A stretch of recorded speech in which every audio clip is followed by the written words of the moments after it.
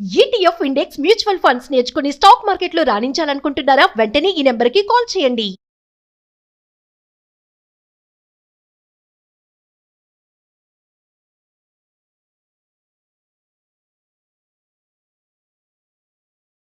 నమస్తే, welcome back to Suman TV. Present మనతో పాటు ఉన్నారు stock market analyst Sundar Rama Reddy గారు. నమస్తే సార్. నమస్తే మ్యామ్. సార్, ప్రెజెంట్ మార్కెట్ చూసుకుంటే టూ మచ్ ఫ్లక్చువేట్ అవుతుంది, అప్ అండ్ డౌన్స్ కనబడుతున్నాయి కదా. మరి అప్పటి బుల్ మార్కెట్ని ఇప్పటి బుల్ మార్కెట్తో కంపేర్ చేసుకుంటే డిఫరెన్షియేషన్ ఏముందంటే? డెఫినెట్గా ఉందండి.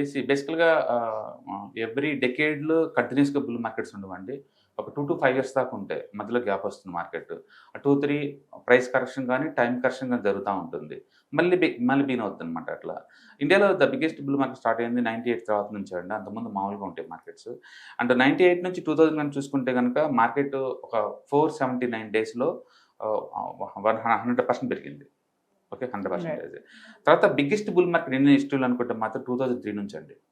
2000లో వరల్డ్ మార్కెట్ మొత్తం బాగా క్రాష్ అయినాయి. 2001లో సెటిల్ అయింది అనమాట. థర్డ్ నుంచి పోయినంది. సో 2003 నుంచి అండ్ 2008 వరకు ద బిగ్గెస్ట్ బుల్ మార్కెట్ అనమాట ఇండియన్ హిస్టరీలోనే.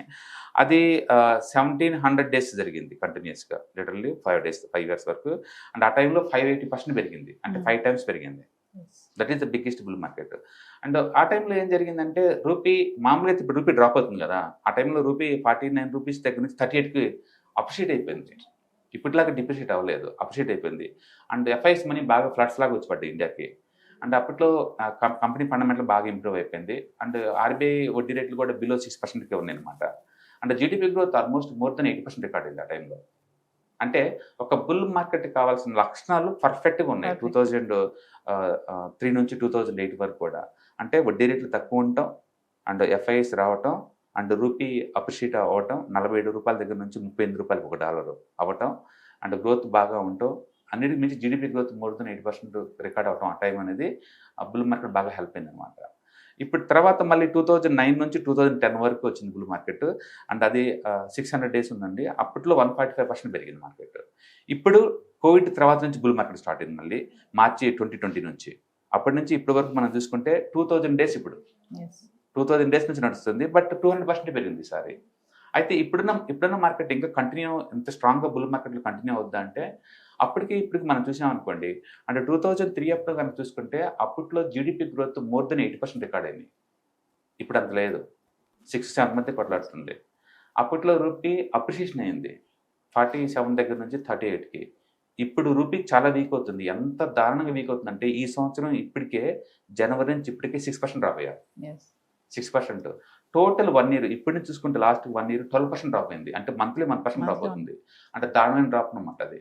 అంటే రూపీ అంతగా డ్రాప్ అయ్యే టైంలో అండ్ ఆయిల్ బిల్లు రఫ్గా around 20 lakhs for import bill ఆయిల్ది. అంటే గోల్డ్ ఇంపోర్ట్ బిల్లు రఫ్గా 7 లక్షల కోట్లు.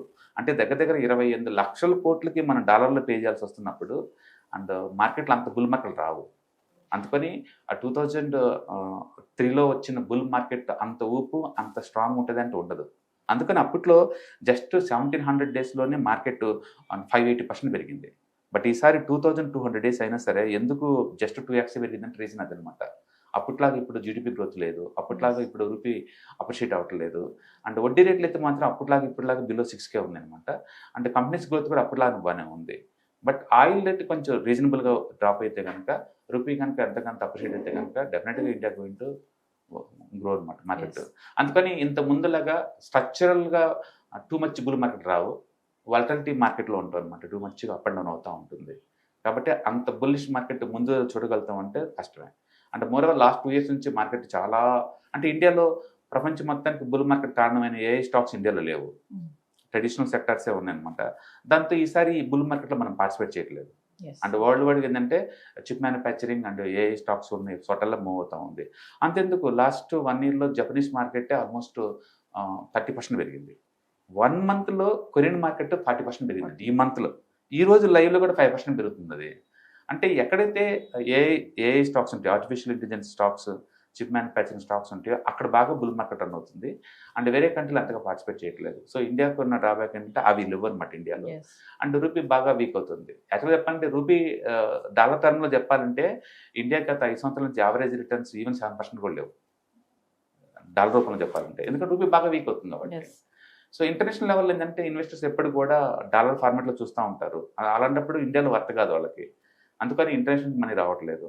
సో ఆయిల్ కనుక సెటిల్ అయితే, తక్కువ రేటుకి కనుక సెటిల్ అయిందంటే అప్పుడు రూపీ పట్టణం ఆగిపోతుంది. ఈలోపు ఆర్బీఐలు కనుక డాలర్ ఇంపోర్ట్స్ కనుక ఏదైనా ఎంకరేజ్ చేస్తే కనుక మనం బుల్ మార్కెట్ స్టార్ట్ అవుతుంది.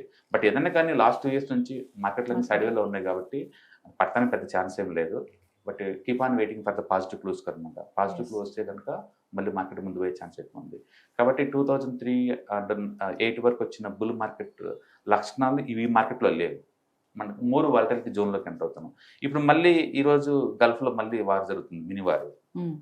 మళ్ళీ యూఏఈ మీదకి ఇరాన్ వాళ్ళు మళ్ళీ షిప్లను వదిలేరు. కాబట్టి ఇంకా అది నడుస్తూనే ఉంటుంది అటు ఇటు. అందుకని మార్కెట్ రెస్పాండ్ అవుతుందంటే కావదు లేదు, ఎందుకంటే ఒక వారికి ఒకసారి రెస్పాండ్ అవుతుంది. కాకపోతే మార్కెట్లో అన్సర్టనిటీ ఎక్కువ అవుతుంది. అందుకని మార్కెట్ ఎవ్రీడే గ్యాప్ డౌన్ అవుతుంది, ట్రై చేస్తుంది, గ్యాప్ డౌన్ అవుతుంది, ట్రై చేస్తుంది. ఇలాంటి స్ట్రక్చర్స్ ఫామ్ అవుతూ ఉన్నాయి. ఏదైనా కానీ ఇంతకుముందు మనం చూసిన బిగ్గెస్ట్ బుల్ మార్కెట్స్ ముందు రోజులు అంత ఈజీ కనెక్ట్ అయిపోవచ్చు. అంటే ఫ్యూచర్లో ఈ వార్ లాగి రూపీ అంతకంత అప్రిషియేట్ అయ్యి అంటే మేక్ ఇన్ ఇండియా థింబ గట్టిగా వస్తున్నప్పుడు చూసుకోవచ్చు. ఈసారి వింత ఏంటంటే ఒకవైపు government tax collections, GST collections కావచ్చు, లేకపోతే గవర్నమెంట్ ట్యాక్సేషన్ కావచ్చు, ఇవన్నీ కూడా చాలా పాజిటివ్గా ఉన్నాయి. ఇంకోవైపు ఏమో కంపెనీల దగ్గర నుంచి హైరింగ్ పెద్దగా లేదు అండ్ ఇంటర్నేషనల్ లెవెల్ అన్ని అన్సర్టనిటీ నడుస్తూ ఉందన్నమాట. రెండింటి మధ్య బ్యాలెన్స్లో మార్కెట్ మూవ్ అవుతూ ఉంది. కాబట్టి ఇది స్ట్రాంగ్ క్లూస్ కోసం వెయిట్ చేస్తూ ఉన్నాం. ఇప్పుడు ఎలక్షన్స్ అయిపోయినాయి కాబట్టి నెక్స్ట్ 10 monthsలో ఇంకా ఎలాంటి ఎలక్షన్స్ లేవు ఇండియాలో. గవర్నమెంట్ ఏదైనా కనుక ఇనిషియేటివ్ తీసుకోవాలనుకుంటే this is the right time. అప్పుడు పుష్ చేస్తే వాళ్ళు ఏదన్నా రిఫార్మ్స్కి ఏదన్నా మార్కెట్ ముందు పోయే ఛాన్స్ ఎక్కువ. Thank you. Hello friends, financial freedom మీద వెబినార్ జరగబోతుంది. ఇది డైలీ 3 hours ఉంటుంది, 3 days ప్రోగ్రామ్. దీంట్లో మీకు ఫైనాన్స్ ఫ్రీడమ్ ఎలా సాధించవచ్చు via with ETFs, index funds, mutual funds ద్వారా డీటెయిల్ గా ప్రాక్టికల్ వేలో మీకు ఎక్స్ప్లెయిన్ చేయబడుతుంది. అండ్ దీంట్లో ఎనీ డౌట్స్ ఉన్నా సరే ఇమీడియట్ గా వెబినార్ లోనే ఎక్స్ప్లెనేషన్ చెప్తారు. అండ్ అలాగే మ్యూచువల్ ఫండ్స్ ఎగ్జామ్స్ ఎవరైనా రాద్దాం అనుకున్నా సరే, మ్యూచువల్ ఫండ్ డిస్ట్రిబ్యూటర్ గా మీరు సెటిల్ అవ్వాలన్నా సరే ఎలా చేయొచ్చు, వాటికి సంబంధించిన డీటెయిల్ ఎడ్యుకేషనల్ వివరాలు మొత్తం కూడా ఈ ప్రోగ్రామ్ లో డీటెయిల్ గా చెప్పబడుతుంది. కాబట్టి ఎవరైనా సరే ఈ వాలటిలిటీ ఉన్న ఈ స్టాక్ మార్కెట్ లో స్టేబుల్ గా ఉండి అండ్ మంచి returns via with ETFs, index funds, mutual fund ద్వారా ఎలా సంపాదించవచ్చు, ఎందుకు ఇవి ఇంపార్టెంట్, ఫైనాన్స్ ఫ్రీడమ్ కి ఎలా ఉపయోగపడతాయో ఇవన్నీ కూడా డీటెయిల్ గా ఎక్స్ప్లెయిన్ చేయబడుతుంది. కాబట్టి ఎవరైనా ఇంట్రెస్ట్ ఉన్న పార్టిసిపెంట్స్ అందరూ కూడా ఈ అవకాశాన్ని వినియోగించవలసిందిగా కోరుతున్నాను. Thank you.